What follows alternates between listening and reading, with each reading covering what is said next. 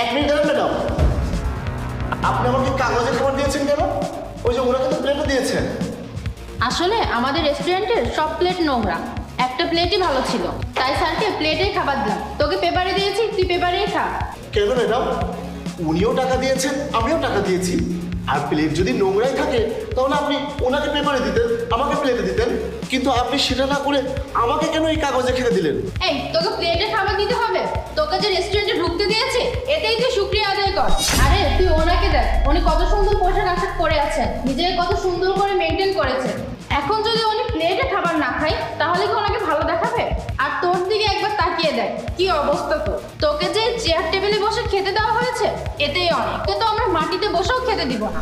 খাবার পেয়েছিস, খা, চুপচাপ এখান থেকে যা। ম্যাডাম, আপনি কিন্তু আমার সাথে অনেক বেয়াদবি করছেন। আরে এই ভিখারি, তোর থেকে কি এখন আমাকে আদব কায়দা শিখতে হবে?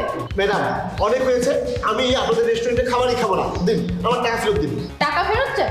কিন্তু শোনা, তুমি তো টাকা ফেরত পাবে না। তুই এতক্ষণ ধরে যে বেয়াদবি করেছিস তার জন্য তুই এখন খাবারও পাবি না। না, আপনি আমার টাকা ফেরত দিন। তুই এখান থেকে কি ভালোই ভালো চুপচাপ যাবি, নাকি সিকিউরিটি গার্ড দেখে ঘাট ধাক্কা দিয়ে বের করে দিব? না, আপনি আগে আমার টাকা ফেরত দিন। আরে কি করছো কি স্মৃতি? স্যার আপনি এখানে, তাও আবার এই অবস্থায়? স্যার, আপনি একে স্যার বলছেন কেন? চুপ করো, তুমি জানো না নাকি তিনি এই রেস্টুরেন্টের মালিক?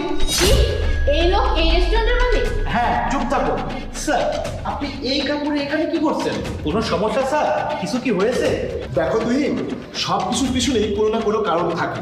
আর আজকে আমি এই পোশাকের ছদ্মবেশে যে এখানে এসেছি তার পেছনেও একটা কারণ আছে।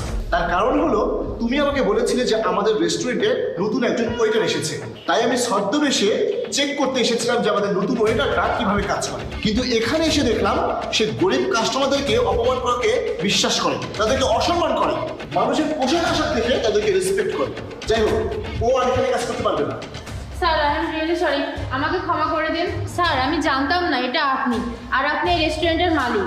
আর আমি যা করেছি রেস্টুরেন্টের ভালোর জন্যই করেছি, রেস্টুরেন্টের রেপুটেশনের জন্যই করেছি। এখন যদি রাস্তার ভিখারিরা রেস্টুরেন্টে চলে আসে তাহলে তো রেস্টুরেন্টের রেপুটেশন নষ্ট হয়ে যাবে। আর আমি তো নিজের জন্য কিছু করি নাই, যা করেছি আপনার রেস্টুরেন্টের জন্যই করেছি। ও আচ্ছা, তাই?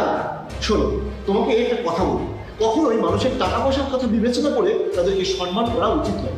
সম্মান পাওয়া প্রত্যেকটা মানুষেরই ন্যায্য অধিকার। আর তুমি যদি কাস্টমারদেরকে এভাবে ইনসাল্ট করো তাহলে আমাদের রেস্টুরেন্টে কেউ আসবে?